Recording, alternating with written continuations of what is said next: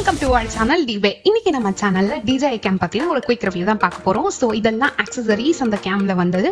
First கேமராவோட build quality பத்தி சொல்றேன். ஃபர்ஸ்ட் கேமராவோட பில்ட் குவாலிட்டி எனக்கு ரொம்ப பிடிச்சிருந்துச்சு, ரொம்ப ப்ரீமியமாவே இருந்துச்சு.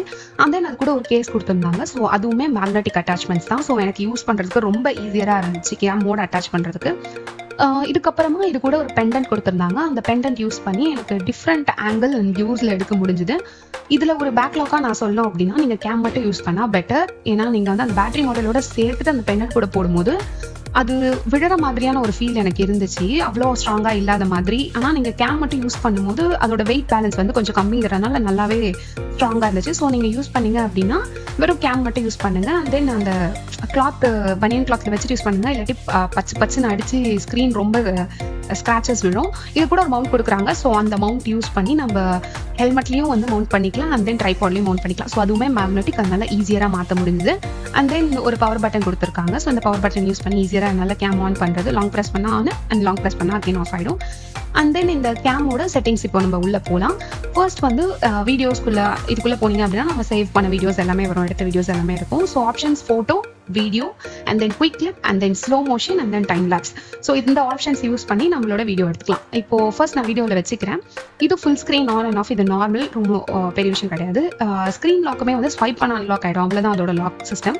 அண்ட் தென் மெமரி வந்து இன்டர்னல் மெமரி ஒன்று இருக்குது. அண்ட் தென் SD கார்டு இருக்குது. SD கார்டு இப்போ நோ SD கார்டு காட்டும், நான் கீழே அந்த மாடல் வந்து அட்டாச் பண்ணலை. அண்ட் தென் வாய்ஸ் கண்ட்ரோல் காட்டும். வாய்ஸ் கண்ட்ரோல் வந்து நம்ம வாய்ஸ் மூலமாகவே அதை கண்ட்ரோல் பண்ணிக்கலாம். ஒரு 5 கமாண்ட்ஸ் தான் இருக்கும். அந்த 5 கமாண்ட்ஸ் யூஸ் பண்ணி நீங்கள் வந்து வாய்ஸ் மூலமாகவே உங்களோட கேமை நீங்கள் கண்ட்ரோல் பண்ணிக்கலாம். பட் இதில் ஒரு பேக்லாக்கும் இருக்குது. என்ன அப்படின்னா, ஒரு சர்டன் டிஸ்டன்ஸ் வரைக்கும் தான் அந்த வாய்ஸ் ஒர்க் ஆகும். நீங்கள் கொஞ்சம் டிஸ்டன்ஸ்க்கு தூரமாக கொண்டு போயிட்டீங்க அப்படின்னா வாய்ஸ் கமெண்ட்ஸ் ஒர்க் ஆகுது. அதாவது ஹெல்மெட்டில் நான் அட்டாச் பண்ணிங்கன்னா start recording, stop recording, take a photo, on off இருக்கும். நான் ஆல்மோஸ்ட் அதை ஆனில் தான் வச்சிருப்பேன். வாய்ஸ் கமெண்ட்ஸுமே வந்து ஆனில் தான் வச்சிருப்பேன். அண்ட் தென் ஸ்க்ரீன் ரொட்டேஷன் நீங்கள் வீடியோக்கு ஏற்ற மாதிரி நீங்கள் அதை ஆன் ஆஃப் பண்ணிக்கலாம். அண்ட் தென் பிரைட்னஸ், ஸோ ஓரளவுக்கு 80 அந்த மாதிரி வச்சிங்கன்னா தான் உங்களுக்கு அவுட்டோரில் வந்து உங்களுக்கு விசிபிளாக இருக்கும். இன்டோரில் இப்போ இது பார்க்க வீடியோக்கு அப்படி ரொம்ப பிரைட்டாக இருக்குது. பட் வெளியில் உங்களுக்கு 80 அந்த மாதிரி வச்சிங்கன்னா கொஞ்சம் நல்லாயிருக்கும். ஒரு 50 வச்சுக்கிறேன். இப்போ நான் வீடியோக்காக ஒரு ஆப்டிமமாக ஒரு 50 வச்சுக்கிறேன். அண்ட் தென் இப்போ நம்ம பார்க்கும்போது எக்ஸ்போஷர் எனக்கு அவ்வளோ ஐடியா இல்லை கேம் பற்றி. அதனால நான் எக்ஸ்போஷர் எப்பவுமே ஆட்டோவில் தான் வச்சிருப்பேன். இஃப் இன் கேஸ் உங்களுக்கு வேணும்னாலும் நீங்கள் உங்களுக்கு ஏற்ற மாதிரி சேஞ்ச் பண்ணிக்கலாம். அண்ட் தென் ஒயிட் பேலன்ஸும் ஆஸ் யூஷுவல் எனக்கு நான் ஒரு சீனரி எடுக்கிறேன்னா நான் அதுக்கேற்ற மாதிரி கொஞ்சம் ஸ்லைட்டராக அட்ஜஸ்ட் பண்ணுவேன். இல்லாட்டி நான் பைக் தான் நார்மலாக எடுக்கிறேன்னா ஆஸ் யூஷுவல் நான் நார்மல் ஆட்டோ மோட்லேயே வச்சு தான் எடுப்பேன். அண்ட் தென் கலரில் 2 கலர் இருக்குது. ஒன்று நார்மல் அண்ட் தென் ஒன்று சினிமாட்டிக். ஸோ ரெண்டுத்தோட கிளிப்பிங்ஸுமே நான் உங்களுக்கு ஒரு கம்பேரிசன் மாதிரி கொடுக்குறேன். ஸோ நீங்கள் என்ன விஷயத்த வீடியோ எடுக்கிறீங்களோ அதுக்கேற்ற மாதிரி நீங்கள் ஆல்டர் பண்ணிக்கலாம். ஸோ எனக்கு பைக்குக்கு வந்து இந்த நார்மல்ன்ற விஷயம் எனக்கு பர்சனலாக பிடிச்சிருந்துச்சு. கொஞ்சம் கிளாரிட்டி பார்க்க வந்து ரொம்ப கிளியராக இருக்க மாதிரி இருந்துச்சு நார்மல். எனக்கு சினிமாட்டிக்கில் அந்த பைக்குக்கு செட் ஆகல. பட் நான் சினிமாட்டிக் யூஸ் பண்ணியும் நிறைய விஷயங்கள வீடியோ எடுத்திருக்கேன். ஸோ அது வந்து அந்த சீனரிக்கு ஏற்ற மாதிரி உங்களுக்கு டிஃபர் ஆகும். அண்ட் தென் FOVலையுமே வந்து நான் உங்களுக்கு ஒரு 3 மோட் இருக்குது. உங்களுக்கு வந்து first standard, and then wide, and then ultra wide. இந்த 3 ஆப்ஷன்ஸ் இருக்குது. நான் மோஸ்ட்டாக நார்மலாக ஏதாவது ஒரு விஷயத்தை வீடியோ எடுக்கிறேன் அப்படின்னா ஸ்டாண்டர்ட் டிவிராப்பில் தான் வச்சிருப்பேன். இது 3த்துக்கான கிளிப்பிங்ஸ் நான் கொடுத்தா உங்களுக்கு ஓரளவுக்கு டிஃப்ரென்ஸ் புரியும். ஸ்டாண்டர்ட்னா ஓரளவுக்கு ரொம்ப பான் இல்லாமல் கொஞ்சம் கட் பண்ணி கொடுக்கும். வைடர் வந்து ரொம்ப நல்லா ஒரு பலூனை இழுத்த மாதிரி இருக்கும். அல்ட்ரா வைடுன்றது இந்த ஃபிஷ் ஐ பால் வியூ மாதிரி இருக்கும். ஸோ நீங்கள் எடுக்கிற விஷயத்துக்கு ஏற்ற மாதிரி நீங்கள் அதை வந்து ஆல்டர் பண்ணிக்கலாம்.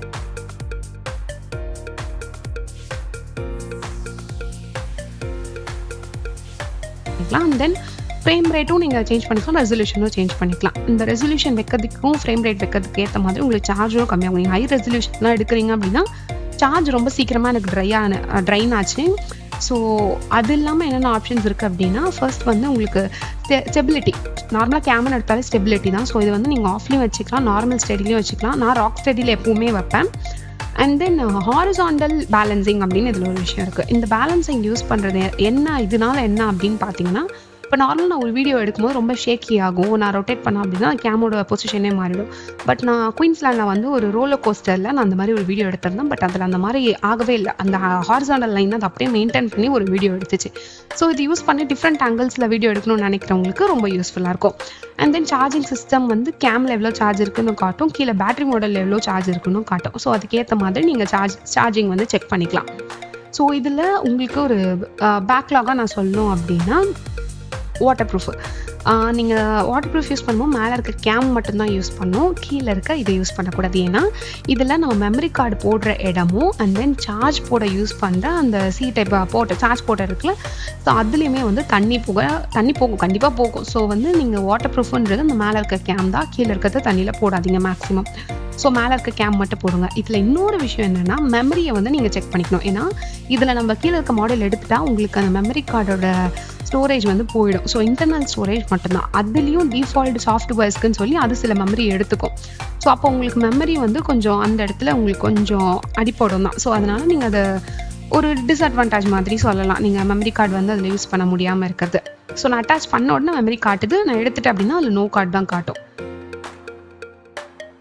இப்போ நான் எடுத்துட்டேன், இப்போ பாருங்கள் நோ கார்டுன்னு காட்டுச்சா. ஸோ இது வந்து நம்ம ஒரு விஷயத்தை வந்து மைண்டில் வச்சுக்கணும். இப்போ இதோட மொபைல் அப்ளிகேஷன் பற்றி பார்க்கலாம். DJI மைமோ, இது வந்து நீங்கள் க்ரோமில் போயிட்டு DJI மைமோன்னு அடித்தா வரும், நீங்கள் டவுன்லோட் பண்ணிக்கலாம். இல்லை அப்படின்னா நீங்கள் கேம் வாங்குறப்போ ஒரு QR கோடு வரும், அது ஸ்கேன் பண்ணாலும் உங்களுக்கு இந்த ஆப் வந்து டவுன்லோட் ஆகிடும். இந்த ஆப் என்ன அப்படின்னா, நம்ம சம்டைம்ஸ் கேமரா வாங்கும்போது, இப்போ இந்த வீடியோலையுமே நான் நடுவில் லொட்டுன்னு தட்டியிருப்பேன், அது ஓப்பனே இருக்காது.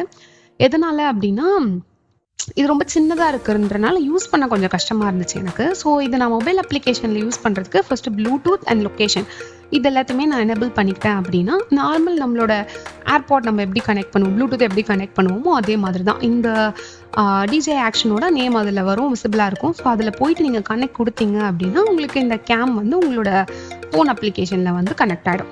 கனெக்ட் ஆனதுக்கப்புறமா இதில் இருக்கிற எல்லாத்தையுமே நீங்கள் ஃபோன் மூலமாக ஆக்சஸ் பண்ணலாம். இப்போ சின்னதாக இருக்கிறதுனால யூஸ் பண்ண கொஞ்சம் கஷ்டமாக இருக்கும். பட் இந்த மாதிரி நீங்கள் மொபைல் அப்ளிகேஷனில் யூஸ் பண்ணுறதுனால எல்லாத்தையும் ஈஸியாக வந்து கண்ட்ரோல் பண்ணலாம். நீங்கள் இன்னொருத்தர்கிட்ட கொடுத்துட்டு கூட கேம் ஒரு இடத்துல ஸ்டாண்டர்டாக ட்ரைபாடில் வச்சுட்டு நீங்கள் இன்னொருத்தர்ட்டையும் கொடுத்தும் கண்ட்ரோல் பண்ணலாம், இல்லை நீங்களே கூட அதை வச்சுட்டு ஃபோன் இங்கே வச்சு யூஸ் பண்ணியும் கண்ட்ரோல் பண்ணலாம். செட்டிங்ஸ் இங்கேருந்தே மாற்றிக்கலாம், ஒரு வாட்டி கிட்ட போய் மாற்றணும் அப்படின்னு அவசியம் கிடையாது. ஸோ நான் இப்போ ஃபோட்டோவில் வச்சா அங்கே ஃபோட்டோ வரும், நான் இப்போ வீடியோ சேஞ்ச் பண்ணேன் அப்படின்னா ஸோ அங்கேயுமே கேம்லேயுமே வந்து மொத்த செட்டிங்ஸுமே வந்து சேஞ்ச் ஆகும். இது மட்டும் இல்லாமல் டவுன்லோட் பண்ணுறதுமே எனக்கு இதில் கொஞ்சம் ஈஸியராக இருந்துச்சு ஃபோன் அப்ளிகேஷன் யூஸ் பண்ணி. ஸோ இதுலேயே நான் வந்து எல்லா விஷயத்தையும் டவுன்லோட் பண்ணி என்னோடய ஃபோன்லேயே வந்து வச்சுக்கலாம். அண்ட் தென் இந்த ஆப்லேயே நான் எடிட்டும் பண்ணிக்கலாம். இதே நான் கேபிள் கனெக்ட் பண்ணி நான் ஃபைல் ட்ரான்ஸ்ஃபர் பண்ணேன் அப்படின்னா அது வந்து கொஞ்சம் எனக்கு டைம் டேக்கிங்காக இருக்கும். ஏன்னா அதோட ஸ்டோரேஜ் வந்து ஹையாக இருக்கிறதுனால எனக்கு ரொம்ப டைம் டேக்கிங்காக இருக்குது. ஸோ நான் இது வந்து ஃபோன் அப்ளிகேஷன் பண்ணுறதுனால எனக்கு கொஞ்சம் ஈஸியராக இருந்துச்சு. அண்ட் தென் இது இல்லாமல் ஒரு மேஜர் டிஸ்அட்வான்டேஜ் அப்படின்னா வந்து ரொம்ப ஹீட்டானா ஆஃப் ஆகிடுவான். So that's it. ஸோ இவ்வளோ நாள் நான் DJI யூஸ் பண்ணதில் நான் ஒரு டிஸ்அட்வான்டேஜாக சொல்லணும் அப்படின்னா ஒரு 2 விஷயத்தை தான் சொல்லுவேன் மேஜராக. ஃபர்ஸ்ட் வந்து ஓவர் ஹீட் தான். ரிவ்யூவில் சொன்ன மாதிரி ஆப்வியஸ்லி இது ஓவர் ஹீட் ஆகுது. அண்ட் தென் ஓவர் ஹீட் ஆகும்போது ஷட் டவுன் ஆகுது. சம்டைம்ஸ் நான் பைக் ரைட்லாம் போயிட்டு இருக்கும்போது ரெக்கார்டிங்கில் இருக்குன்னு நினைப்பேன், பட் அது ரெக்கார்டிங்கே ஆயிருக்காது, ஷட் டவுன் ஆயிருக்கும். ஸோ செகண்ட் திங் வந்து ஃபைல் ட்ரான்ஸ்ஃபரிங்க்கு கொஞ்சம் டைம் எடுக்குது. ஸோ அதனாலேயே மோஸ்ட்டாக மொபைல் அப்ளிகேஷனில் டவுன்லோட் பண்ணுறது பெட்டராக இருக்கும் அப்படின்னு சொல்லி நான் கொஞ்சம் சேஞ்ச் ஆகிட்டேன். ஸோ இது 2 தான் வந்து ஒரு மேஜர் டிஸ்அட்வான்டேஜாக சொல்லணும் அப்படின்னா. இது 2த்தை தவிர்த்து இந்த காஸ்ட்டுக்கு ஒரு நல்ல பில்டு குவாலிட்டியோட ஒரு ப்ரீமியம் டச்சோட இவ்வளோ ஆப்ஷன்ஸோட இருக்கிற ஒரு கேம் வந்து வேறு எதுவும் எனக்கு பெட்டராக தெரியல. மற்றதோட கம்பேர் பண்ணும்போது DJI பெட்டர் தான். ஆப்வியஸ்லி இவ்வளோ ஆப்ஷன்ஸ் இந்த காஸ்ட்டில் கொடுக்குறது. அதே மாதிரி நீங்கள் இப்போ தான் புதுசாக ஒரு பிளாகராக வரீங்க, எனக்கு கேம் பற்றின ஒரு பெருசாக ஐடியா இல்லை அப்படின்னா ஆப்வியஸ்லி நீங்கள் இந்த DJI போகலாம். ஏன்னா எனக்கும் கேம் பற்றின ஒரு பெரிய ஐடியா கிடையாது. பட் இந்த DJI யூஸ் பண்ணும்போது எனக்கு வந்து ஓகே, எனக்கு யூசர் ஃப்ரெண்ட்லியாக இருந்துச்சு எல்லாமே, அப்ளிகேஷனும் சரி. அண்ட் தென் அதை ஹேண்டில் பண்ணுறதுமே எனக்கு கொஞ்சம் யூசர் ஃப்ரெண்ட்லியாக இருந்துச்சு.